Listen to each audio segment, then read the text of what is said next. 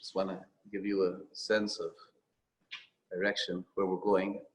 There's one more significant discussion here, which we're going to be having now, followed by the kin of Tzion Shali, which we said already at the end of davening, and then just a few closing words before the kin for the Holocaust in Eli Tzion. I also want to mention two things. One which I mentioned before, which is that following on this presentation, we're going to try to stream on the same Zoom those two films, one 25 minutes and one 15 minutes, one about the Panavish Rav and one about the project of the Batei Avos. And you're welcome to see that. We're obviously not having the usual afternoon programming here in the shul, but that's, I think you'll find it meaningful.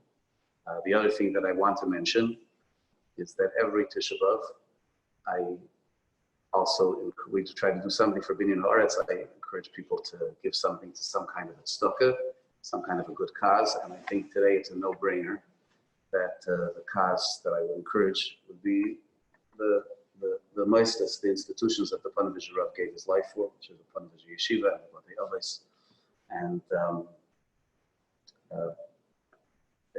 it's easy to find the information, to look it up. There'll be some which will be there, and I'm happy also to share anybody who wants information about how to get it there. I'm happy to help get it there. If people want to give to the charity fund of the shul, to the Tisha B'Av fund, it will go there as well. Okay. And I just would note again, you'll see that a lot of the Panavish Yeshiva today is, again, it's a huge, huge place of Torah. Harvard of Eretz Yisrael. Okay, so you've gotten a flavor for the Panavish Rav, but I want to, and the last major discussion about, I'd like to talk about how he brought people together with Torah.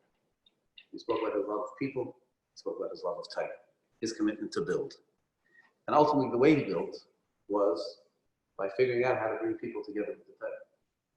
Getting people to learn the Torah, and getting people to support and to encourage the Torah. Panavish Rav was a legendary fundraiser. Legendary.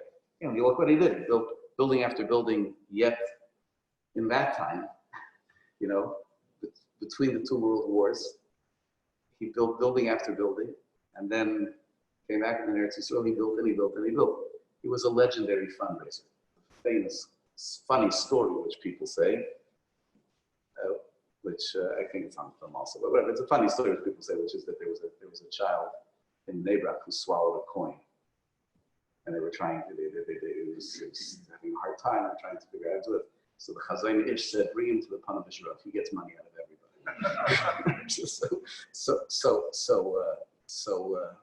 But he had the ability to attract friends.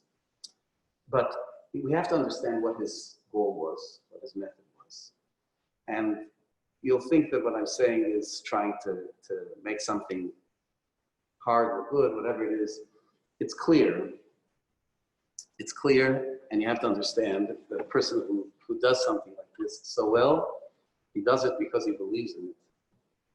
Right? You can't get so many people to be enthused about the Torah if you're not enthused about it. You can't get people to be partners if you don't see them as partners. And the Panavish Rav,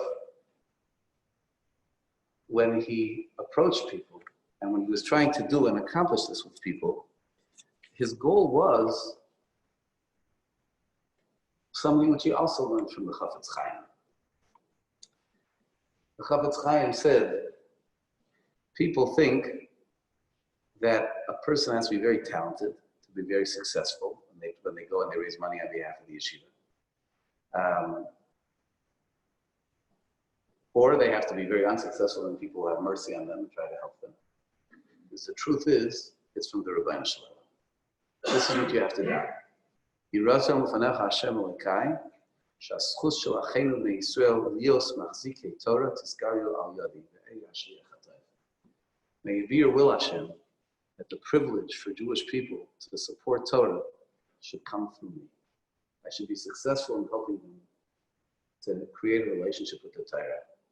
I should be a good shliach to do that. Panovich Rav really, his goal clearly was to bring Jews closer to the Torah. There are some easy proofs of it. He would do things very frequently that would not seem to be good for business, quote unquote. For example, in Johannesburg, in South Africa, where he would travel, he would not speak about money. He would speak about Yiddishkeit. So he'd say, okay, that's also a good strategy. Don't speak about money, and then people will know what it's about, what it's about money. There are many famous clips from the Panovich Rav himself about that, towards that end.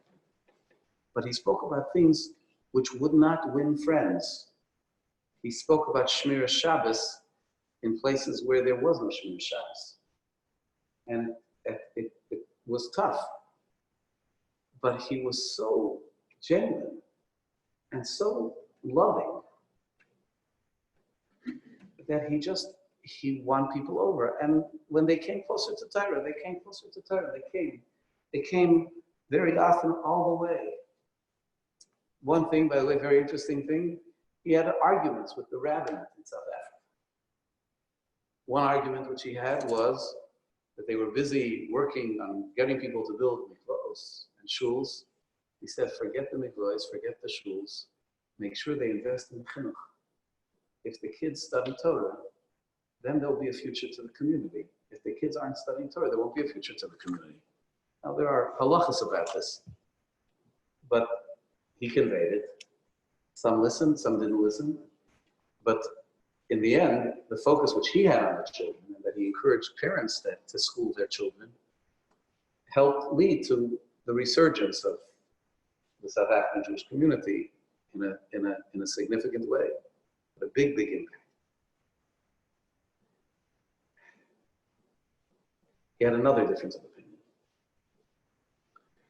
When he arrived in South Africa, he discovered that they didn't duchen. There was no birchas chayim. And he was a kohen. And he was very surprised. Why didn't they do birchas chayim? I'm not talking about on Shabbos, on Yontif. They didn't do birchas chayim. Why not? And he found out that the Rabbanim decided not to have birchas chayim because there's halach in Shulchan Aruch that says a mumar, which means a person who's given up his faith is not supposed to duchen. He's not supposed to bench. So they said, look, the communities, they were all Mechavlei Shabbos. They were all desecrating the Shabbos. So we can't have him duchen. And they said, what? He's gonna smoke a cigarette, right? And then he's gonna get up and he's gonna use the same mouth to duchen. And Panovich Rav disagreed vehemently. And he said, a mumar is a person who chooses to give up the faith, just like that. In our time, the troubles and tribulations and trials and the things which people have. So again, there's a very significant halachic literature. We don't consider them like a mumar. And he says, I will tell you exactly the opposite. If you take that kohen and you give him the chance to duchen, and then later he picks up the cigarette, he says, I can't put that cigarette between the lips that just said birchas kohen. It's a question. It's sort of like the Avas Yisrael equivalent of whether the cup is half empty or the cup is half full. Do you look at the problem and say, therefore we can't have anything? Or do you look at the solution and say, look what can grow from it? Mitzvah, gereres mitzvah. Panovich Rav didn't like to get into brass tacks. He wanted to lift people up.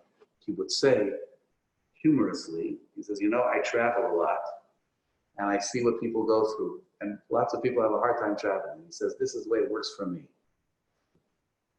Taking off is great. I have no problem. Landing is miserable.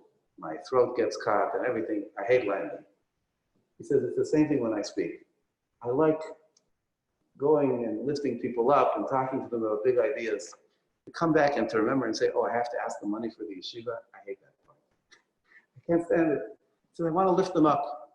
The Panovich Rav, who was the world's most legendary fundraiser, also famous, and everybody who has to raise funds in the rabbinic world hears this very, very early in their career, that the Panovich Rav himself used to say that when he knocked on the door of somebody's house, he would pray that the person wasn't home. Because, it was a hard thing. But the way he did was he didn't do it. He lifted people up. And that was a big piece of his method. I want to tell you a story, a beautiful story. He came to South Africa and he heard about a man who was there, who was a very wealthy person and a very philanthropic person. However, he refused to give money for anything holy. He wouldn't give for Torah, he wouldn't give for religious things. He gave money for lots of other good things, for charity, but he wouldn't give money for any holy cause. And he was a Litva Shahid, a Jew who came from Litva, but he had turned away. So Panovich Rav heard this and he was very, very sad. He was very upset. So he went to visit the person. He says, I have to heal this person from this problem. He called him up. He says, could I have a meeting with you? But he was smart. He says, I guarantee you, I promise you, I'm not meeting with you for money. I just want to meet with you. Nothing about money. The person said, okay, fine, you can come. So the Panovich Rav comes to him. And he says, where are you from? He says, I'm from a small town in Lita, Zhidik. Panovich Rav said, Zhidik? You're from Zhidik? He says, when I was a child, there was a period of time when I studied in Zhidik, right? Before he went to Tels, when he was a little boy, right? I told you, when he was 10 years old, he left home. So one of the periods of time, he spent in Zhidik. He says, I knew the Yidden of Zhidik. There were such special Jews in Zhidik. For example, I remember the shoemaker, who was such a special Jew. Every morning, he was the earliest one to shul, and he was the vecker, right? The legendary, the town vecker, who would wake people up and say, it's time to get up for davening. He would wake us up. He didn't go through the streets, but we studied in the yeshiva. The yeshiva was in the shul. And he was there earliest saying Tehillim. And I remember his nigun. I remember the tune as how he said Tehillim, Nochem ke the shoemaker. Nochem ke the shoemaker. I remember him. And then it says, Nochem ke? Nochem ke was my uncle, my mother's brother. But Joe says, yeah, I remember him. I remember his wife, your aunt. Precious people. So good-hearted, honest. I still hear him saying Tehillim. Ashrei, Ashrei Tmimei Derech, Ashrei Olchem B'Teres Hashem, Ashrei Neitzvei Doisa. The person who was talking to started crying. He says, it's 30 years that I haven't heard this tune. I haven't heard my uncle's tune for saying Tehillim. And the Panovich Rav says, now you remember. He says, how could the nephew of Nochem ke?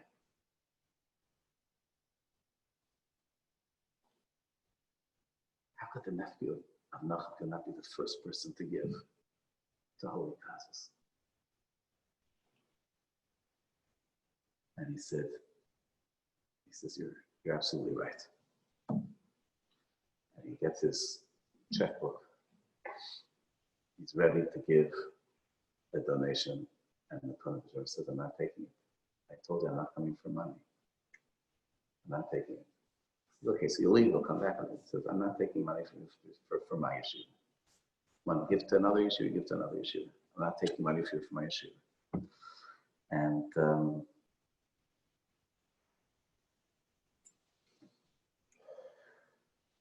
the man started giving money to other yeshivas. And the ending of the story, the way it's written, was that after he had given money to Tel's yeshiva, to Slobodka yeshiva, after he said that from now on he's very open to giving to holy causes, then eventually he accepted a donation for the Panovich yeshiva as well. So what's the story? It's clever, yes. he wanted to bring people back. He wanted to bring people close. And it's, you know, I tell you the truth, it's the best, those will be the best fundraisers in the world. They, you know, I remember hearing once from someone who gave, when I was in the Kailo and preparing to go out into the world. So they had someone came, this little program, a very great fundraiser came. And he said, I don't get it. You know, like people are in Kiruv and people are in fundraising. I'm in Kiruv. Is the only mitzvah in the Torah is for people to put on tefillin? If I'm able to tell someone about the value of Torah and I can get them to support Torah, that's not getting them to do a wonderful mitzvah.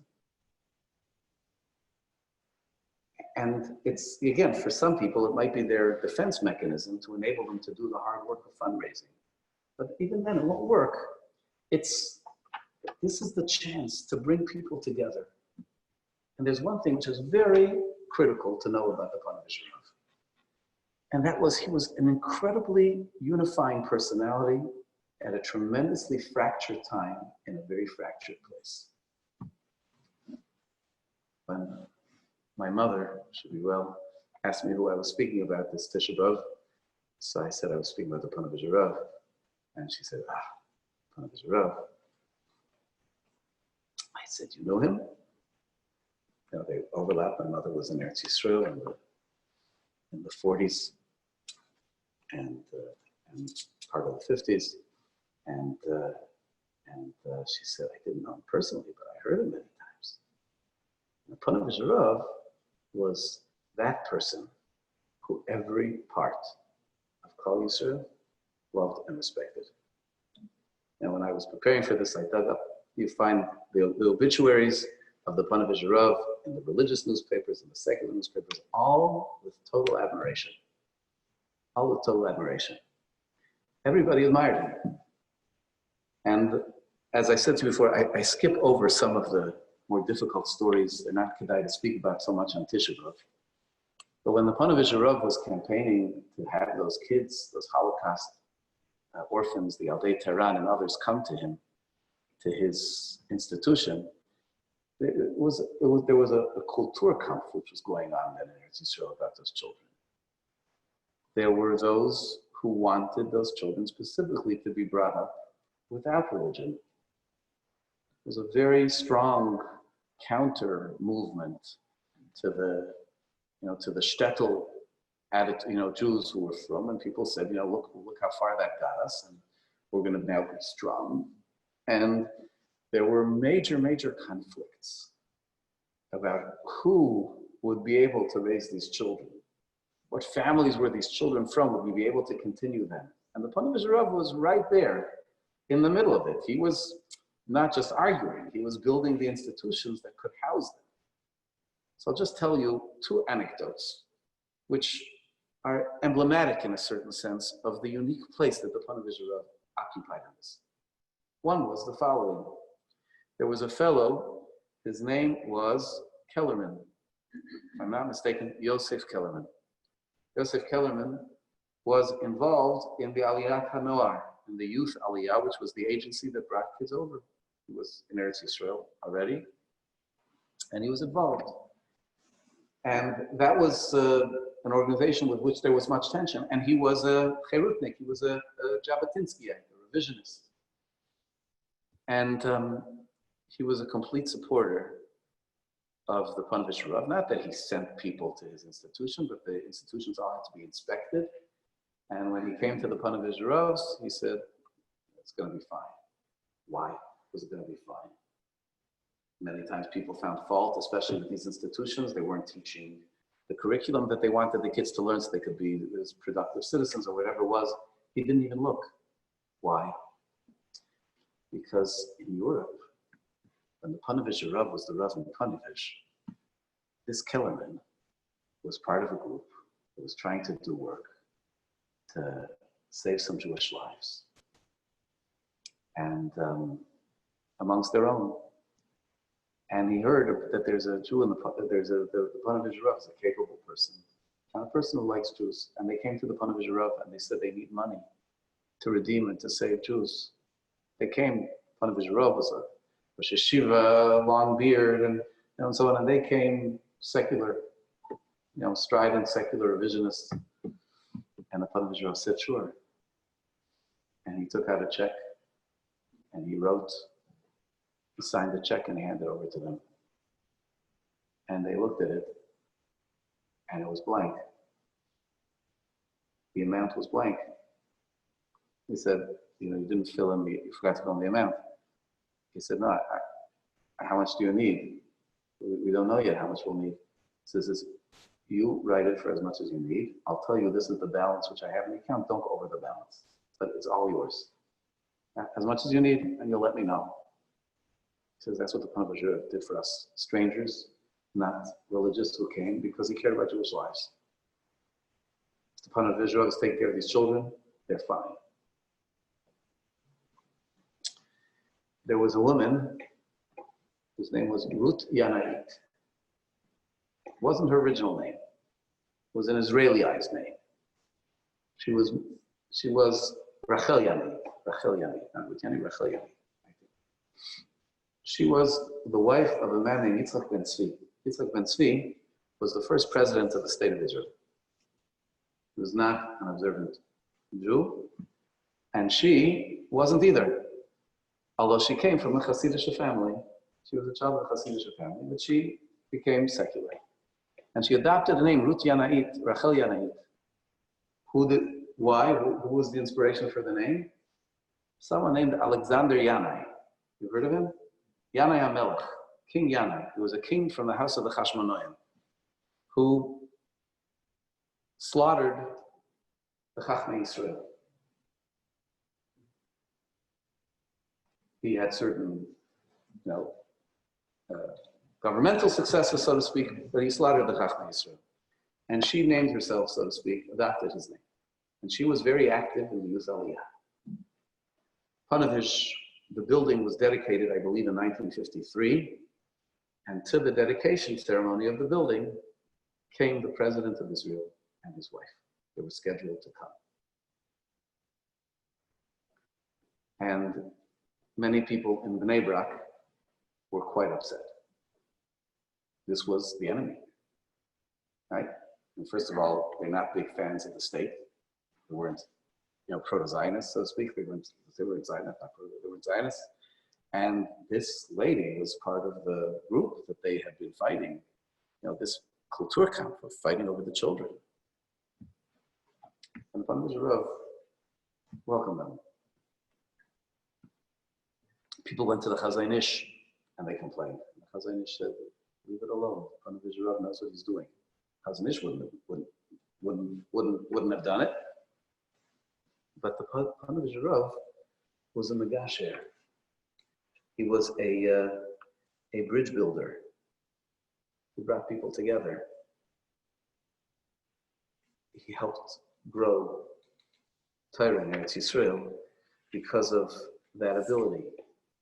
And he had a vision. He said the same Torah that says, Anochi Hashem Elokecha, I am Hashem your God, says, Lo yidach mimenu nidach. No one will be permanently pushed away from the Jewish people. If you believe in God, and you believe in the Torah, then you believe that every Jew ultimately has a connection. And famously, in the midst of all the Kulturkampf, in the midst of all of these arguments, he said in a famous speech that he gave to the Agudas, he said it many times to Aguda, he said, we have to start writing tefillin for the children of Ein Charod. And we have to start building schools for the children of Nahalam. Those were the prototypical anti-religious kibbutzim.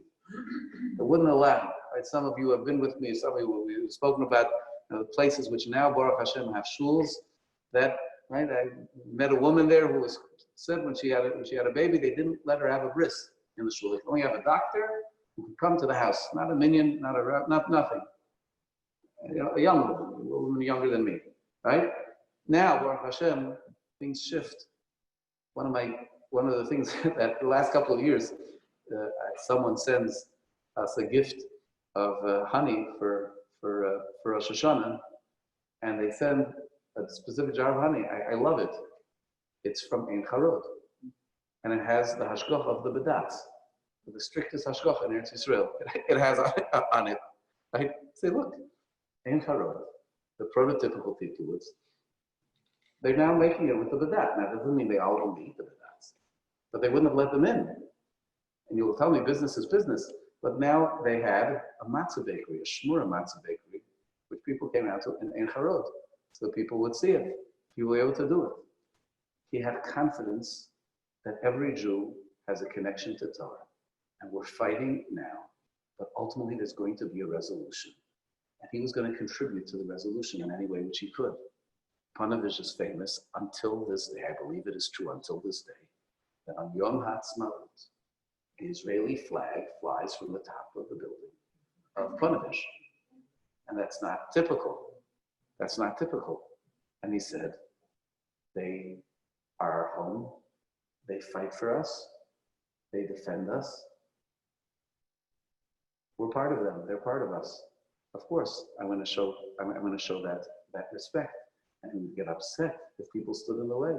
And with all the complexity of how life has turned since then, it's still there.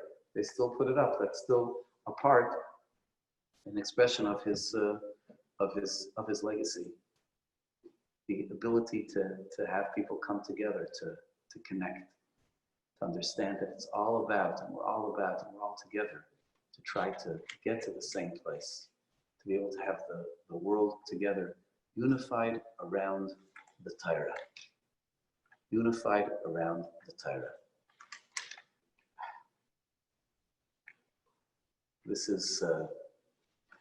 was his image. And it was very connected to Eretz Yisrael. I mentioned to you before that he made a decision, his own decision at the end, to go to Eretz Yisrael instead of to go to America where he was originally being sent. Part of it was because he had heard from the family of the Chafetz Chaim that when the Chafetz Chaim was dying, he lay for a day without saying anything. And then his family came and he asked them what's happening in the world. It was 1933. And they reported to him on Hitler, the Machshama Zichro, and his ascent and the additional fears. And the Chafetz Chaim said one thing, said a pasuk. Har Tzion Tia Pleita v'Haya Kodesh. Har Tzion, the mountain of Tzion, that's where there will be salvation and it will be hope. And Panovich Rav took that as the legacy that the Chafetz Chaim said that the resolution to the problem was going to be in Eretz Yisrael. Prophetic words of the Chafetz Chaim in 1933. And if you look today at the building of the Panovich Yeshiva, in big, big letters on the front of the building, it says, V'har Tzion Tia Pleita v'Haya Kodesh. He viewed the coming to Eretz Yisrael not as a convenience, not as a place where you could get papers, where you'd be able to do it. He believed that it was the place where Klal Yisrael was going to come together and become holy. And holiness would grow. And to do that, Jewish people have to be together. And so he was everybody's friend. He said a vort. This is such a vintage vort from the Panovich Rav that it's worth bringing things, this talk to a close with it. He says, at Kiddush Levana, you say, Tipo aleim erosav afachad, they should fall upon them fear and trepidation, right?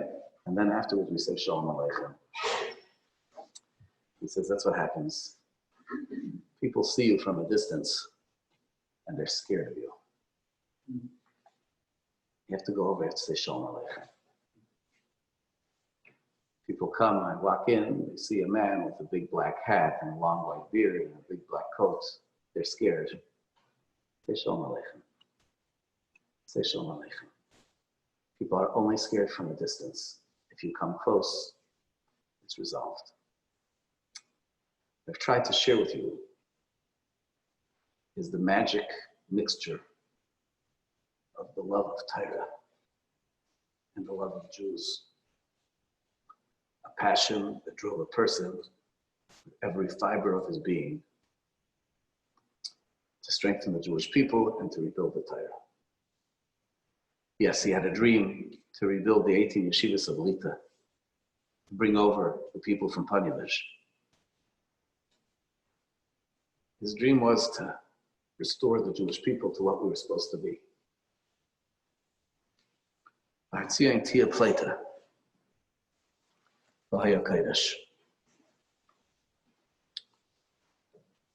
We're still here. Titus isn't. And strength is to some degree because of a person who knew how to cry. Who was Zereya Bedima. We're going to make this the wrap up. We'll go from here straight to say Tzion Alesi Shali, the kina of Rabbi Levi, the yearning of Eretz Yisrael for its children back. And then we'll say the kina on the Holocaust of Rabbi Schwab. Don't think it needs any more introduction. And then we'll stand up to say Elitzion, which is the custom to sing Elitzion for following kinas. After Elitzion, for those of you who wish, again, we will screen the films. I hope and pray that the example of this person should inspire each and every one of us to mourn over what's missing, to really, really stop and think about what's missing in care for each other, what's missing in Torah, what's missing in the Beis Hamikdash, what's missing in the world, which is not hospitable to HaKadosh Baruch Hu. And do more to make it that way. Do more to care. Do more to live the values that this person exemplified, this Heichal Hashem, this living Mikdash, what he exemplified. I hope that something from that will come of this. I hope that the houses like this one, which were empty of Yesh Mei Rabbah for months, Kadosh Baruch Hu didn't even get to be reminded of that good thing, should soon be filled. I mean, Baruch Hashem, we have Yesh Mei Rabbah in this room again. It should be filled with it. And we should do enough. We should be able to be the Hartzion Tia Plata. We should be able to go to Hartzion. The disease should be finished. The loneliness should be finished. And the Chilul Hashem, which we live every day by a world which doesn't welcome his presence, should be finished. As is Hashem. Okay, so we'll say, Tzion Alesi Shali.